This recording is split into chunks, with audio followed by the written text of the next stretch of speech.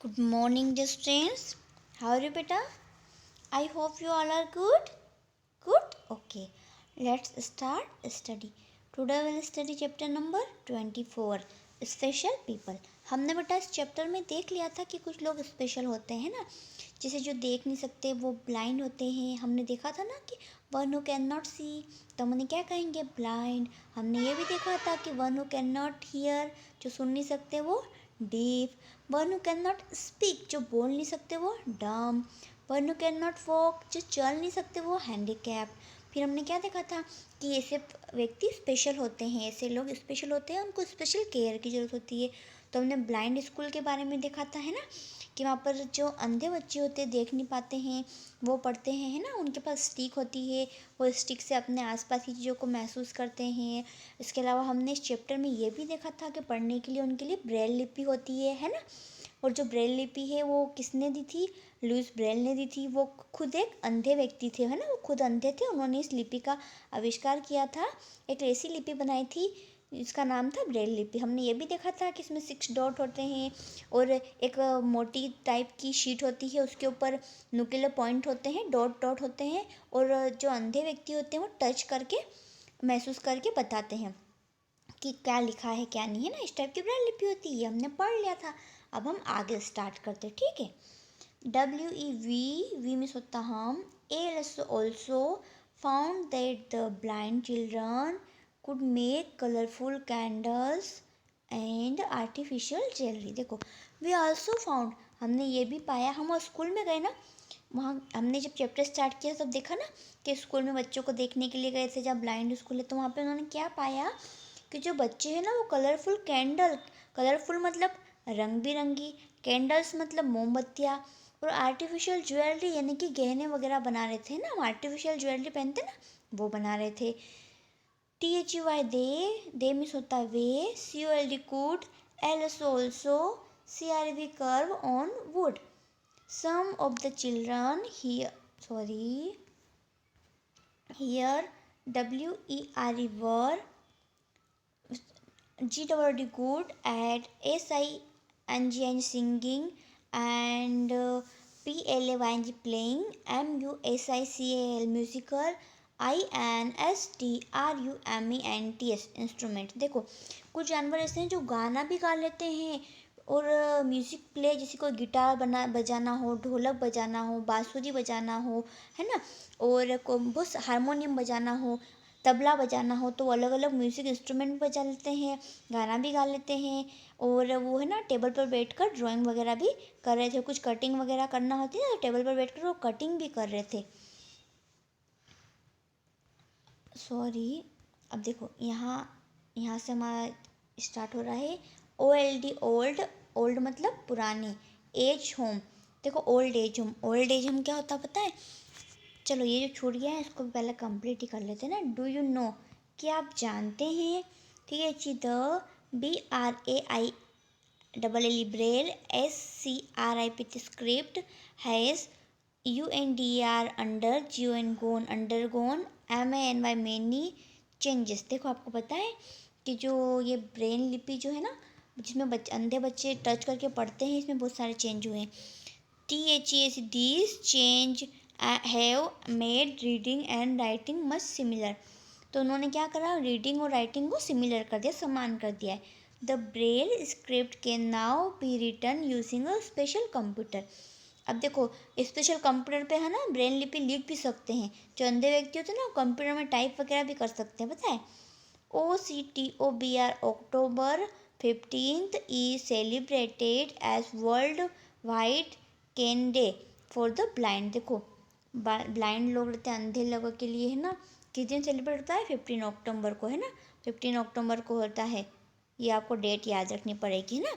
World wide can day.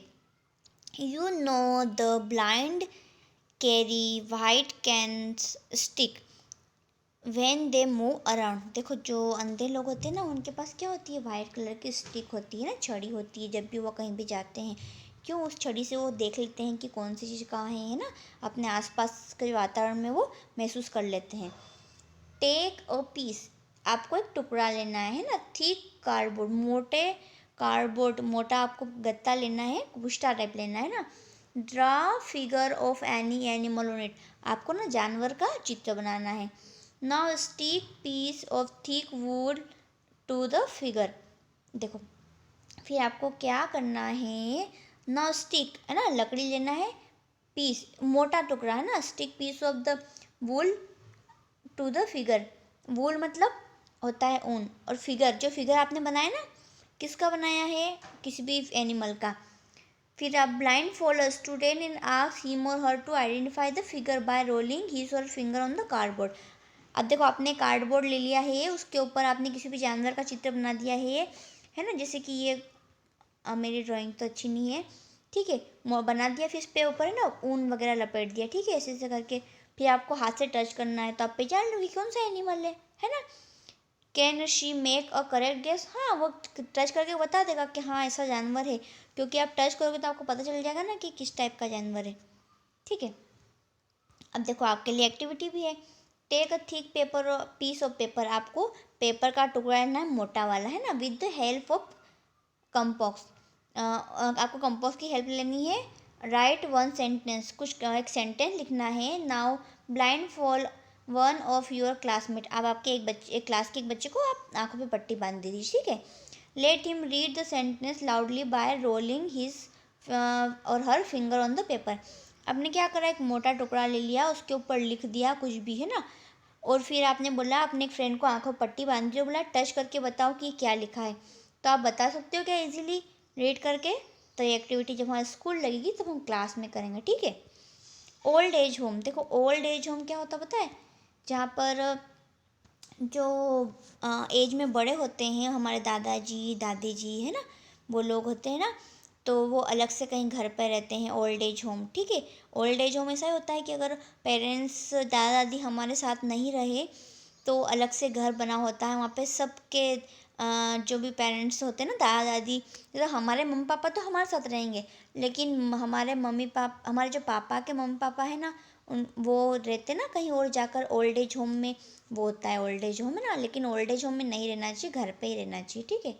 Last week we visited an old age home, अगले सप्ताह हमने क्या करा, ओल्ड एज होम देखा, ठीक है। ओल्ड एज होम में क्या देखा, an old age home is place where people who can not care themselves live and care by others. देखो ओल्ड एज होम ऐसा जगह होती है, यहाँ पे क्या लिखा है, place where people who can not care for themselves, देखो वो खुद की तो देख रेख नहीं कर सकते हैं, और अगर किसी के मम्मी भी काम करती है, पापा भी काम करते हैं, तो उनके घर पे दादी है दादा है तो बीमार रहते हैं, उनका ध्यान वगैरह नहीं दे सकते हैं, उनका कुछ भी खाना पानी टाइम पे नहीं दे सकते हैं, तो वो क्या करते हैं ओल्ड एज होम में भेज देते हैं, और हर महीने पैसे वगैरह दे देते हैं, तो वहाँ पर उनको खाना पीना पानी सब मिलता है टाइम टू टाइम, और वो लोग वहाँ पर रहते हैं।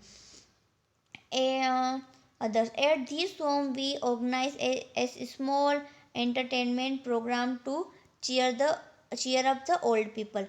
They were very happy with visit. देखो हम ओल्ड एज होम में गए, वहाँ पे हमने क्या करा, वहाँ पे जो रहते थे ओल्ड लोग, वृद्ध लोग, उनके लिए प्रोग्राम ऑर्गेनाइज किया, वो बहुत खुश हुए। Do you know that 1 October celebrated at old age day. अच्छा आपको पता है कि ओल्ड एज डे कब बनाते हैं, तो 1 अक्टूबर को, आपको याद रखना चाहिए ना, ये तो 1 अक्टूबर याद रखना और एक 15 अक्टूबर याद रखना, ठीक है। अब देखो ओल्ड एज होम में नहीं जाना चाहिए, पता है, अपने दादा दादी को अपने साथ रखो, उनका ध्यान रखो, मम्मी पापा को भी बोलो कि अपने दादा दादी यानी हमारे दादा दादी का ध्यान रखे, ओल्ड एज होम में नहीं भेजना है। क्यों, हम केयर कर सकते हैं ना, हम क्यों नहीं केयर कर रहे हैं, हमारे पेरेंट्स की केयर तो हमें ही करनी चाहिए, हम क्यों किसी और ओल्ड एज होम में जाकर उन्हें छोड़ आए, ऐसे में उनको बहुत दुख होता है पता है, इसलिए कभी नहीं छोड़ना चाहिए, है ना, ओल्ड एज होम में। फिर आता है डीफ एंड डम स्कूल, देखो जो बच्चे बोल नहीं पाते हैं, है ना, डीफ डम, जो सुन नहीं पाते हैं, सुन नहीं पाते वो डीफ और बोल नहीं पाते वो डम, ऐसे स्कूल में कैसे सिखाते हैं, तो वे विजिटेड अ डीफ एंड डम स्कूल एज वेल। देखो हमने है ना डीफ और डम स्कूल भी देखा। Student at the school use the special सिंग language as means of communication. देखो ऐसी जगह में जो सुन नहीं पाते हैं बोल नहीं पाते ना, तो वो स्पेशल साइन करते हैं, मतलब कोई संकेत बताते हैं हाथों से, ठीक है, movement of their hands fingers to communicate. देखो वो अपनी बातें बोलने के लिए अपने हाथों का यूज़ करते हैं। देखो ये ऐसे दिखा रहा है, ये ए ऐसे दिखा रहा है, बी इसका मतलब होता है सी और इसका मतलब होता है डी। हम कैसे लिखते हैं बेटा, हम तो ऐसे लिखते हैं ना, ए बी सी डी। लेकिन जो बच्चे बोल नहीं पाते, सुन नहीं पाते, तो वो ये उनके लिए ए हो गया, ये बी हो गया, ये सी हो गया और ये डी हो गया। ठीक है, अब बेटा हम नेक्स्ट वीडियो में मिलेंगे, लेकिन चैनल को सब्सक्राइब करना ना भूलें, वीडियो को लाइक भी करें, है ना, और शेयर भी करें। और अगर आपने ईवीएस का बुक वर्क कंप्लीट नहीं किया हो तो चैप्टर नंबर 23 तक बुक वर्क और क्वेश्चन आंसर कंप्लीट कर लेना। Okay, see you in the next video.